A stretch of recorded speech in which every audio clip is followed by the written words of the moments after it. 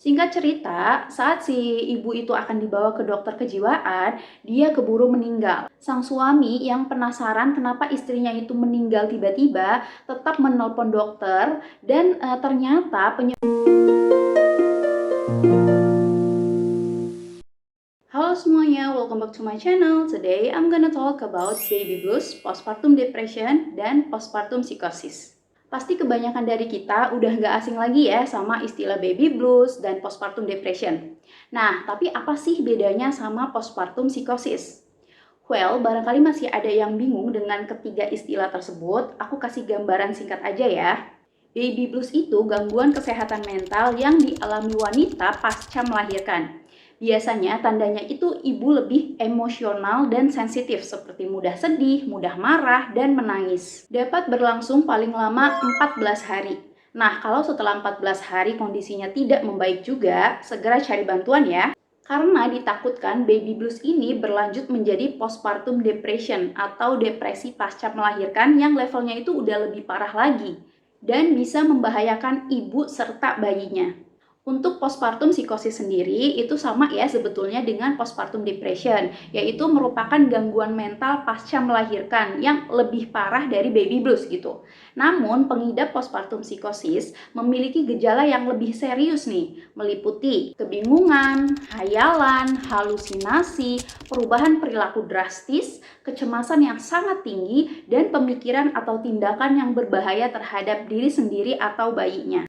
Jadi singkatnya, orang yang mengalami psikosis pasca melahirkan biasanya kehilangan kontak dengan kenyataan, yang oleh orang awam itu sering disalahartikan sebagai kesambet atau kesurupan atau diguna-guna. Dan mereka yang mengalami postpartum psikosis ini mungkin tidak menyadari gitu loh bahwa gejala mereka itu tidak normal. Sedangkan wanita dengan PPD atau postpartum depression itu mereka tetap menyadari kenyataan dan keterhubungan dengan dunia luar gitu. Jadi mereka masih sadar gitu loh.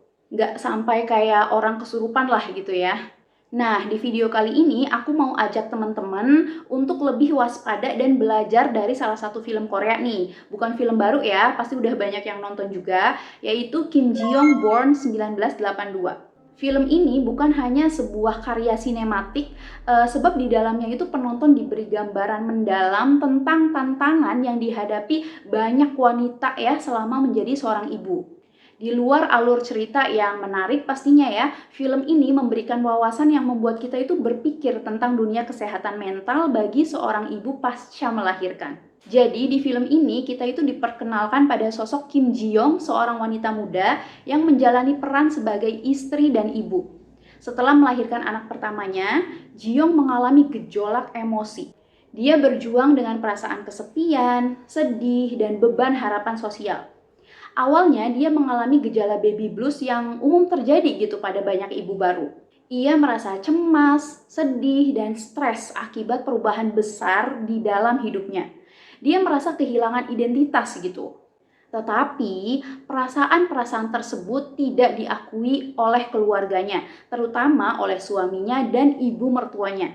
Mereka menganggap itu sebagai bagian alami dari menjadi seorang ibu gitu, tanpa memperhatikan betapa beratnya perasaan tersebut.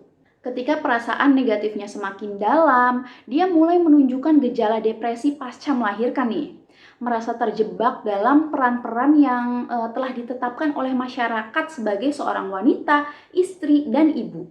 Ia mulai merasa kehilangan minat dalam dirinya sendiri, terutama ketika karirnya harus ditinggalkan gitu demi mengurus anak dan rumah tangga. Kondisi Ji-young yang semakin memburuk membuatnya semakin terisolasi secara sosial.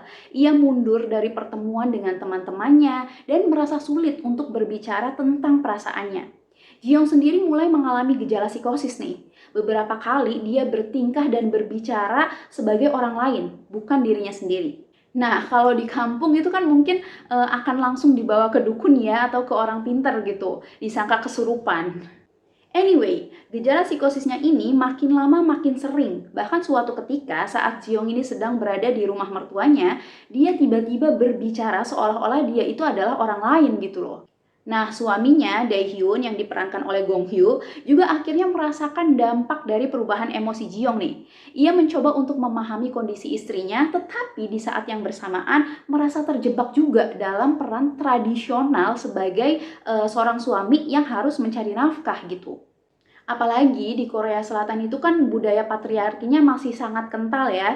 Jadi kalau ada suami yang ingin mengambil cuti saat istrinya telah melahirkan atau istilahnya itu cuti paternity itu akan dipersulit. Belum lagi, si Dahyun ini juga mendapat tekanan dari ibunya sendiri untuk tetap bekerja dan membiarkan Ji-young mengurus urusan rumah sendiri. Karena menurut ibunya tersebut, hal itu sudah menjadi kewajiban dan tanggung jawab seorang istri. Sampai pada akhirnya depresi Ji-young tidak hanya mempengaruhi dirinya sendiri, tetapi juga keluarganya nih.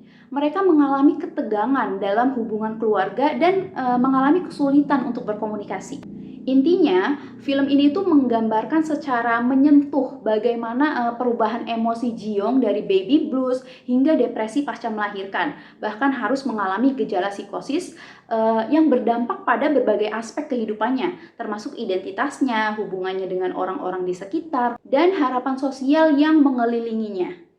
Film ini juga menyampaikan pesan yang kuat tentang perlunya mengakui dan mendukung individu yang mengalami masalah kesehatan mental pasca melahirkan. Serta bagaimana kita itu menyikapi dengan bijak mengenai stereotip gender dalam masyarakat yang sering mengkotak-kotakan hak dan kewajiban antara perempuan dan laki-laki gitu.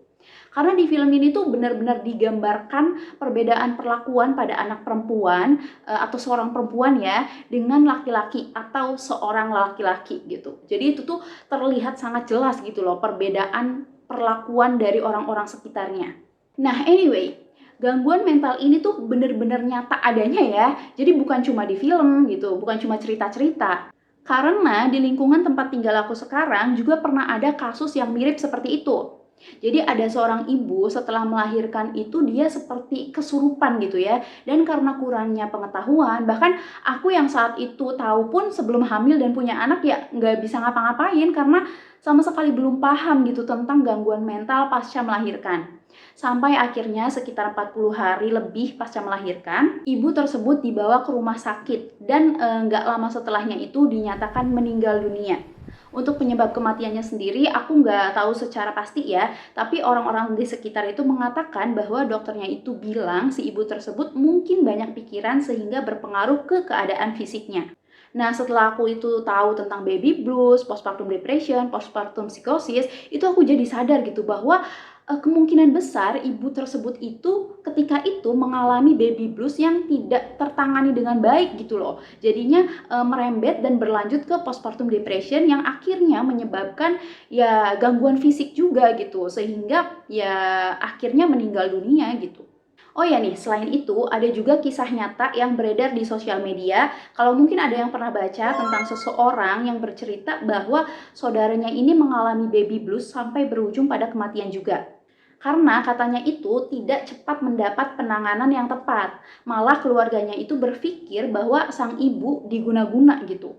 Tapi setelah dipanggilkan orang pintar dan tetap tidak sembuh juga, keluarganya itu malah denial, tidak segera membawanya ke dokter atau ke psikiater gitu karena takut orang-orang di sekitar itu menganggap si ibu tersebut itu gila karena dia tidak mau menyusui bayinya, ingin bayinya itu dibunuh atau dibuang aja. Pokoknya si ibu tersebut itu sering histeris karena menolak kehadiran bayinya. Singkat cerita, saat si ibu itu akan dibawa ke dokter kejiwaan, dia keburu meninggal. Sang suami yang penasaran kenapa istrinya itu meninggal tiba-tiba, tetap menelpon dokter dan ternyata penyebabnya itu adalah pembuluh darah yang pecah yang dipicu oleh kurang tidur, kurang makan, dan stres akut pasca melahirkan. Dalam cerita tersebut, dokternya itu menyayangkan sekali kenapa si ibu baru dibawa sekarang. Karena katanya kemungkinan besar si ibu tersebut mengalami gejala baby blues di awal melahirkan itu. Jadi ya udah, penyesalan kan memang selalu ada di belakang ya. Keluarga sangat menyesal karena baru tahu penyebabnya setelah si ibu tersebut meninggal dunia. So, untuk semua orang, bukan hanya calon ibu ya, semuanya termasuk suami, keluarga, orang-orang di sekitar, berilah perhatian lebih pada wanita yang baru saja melahirkan. Jangan semuanya itu pada fokus aja sama bayinya gitu loh, tanpa memperdulikan sang ibu gitu. Yuk mulai sekarang kita harus lebih peka nih kalau ada sikap-sikap yang mungkin aneh atau tidak biasa gitu yang ditunjukkan oleh perempuan pasca melahirkan. Segera beri perhatian lebih, dan kalau kondisinya itu tidak membaik juga, jangan membuang waktu untuk pergi ke dukun atau ke orang pinter ya, tapi langsung hubungi dokter gitu, dibawa ke dokter atau ke psikiater.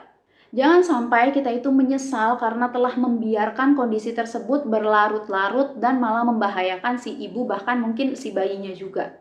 Oke, sekian dulu video dari aku. Semoga bermanfaat ya. Thank you so much for watching. Jangan lupa like, comment, dan subscribe channel ini agar channel ini makin berkembang lagi. Bye!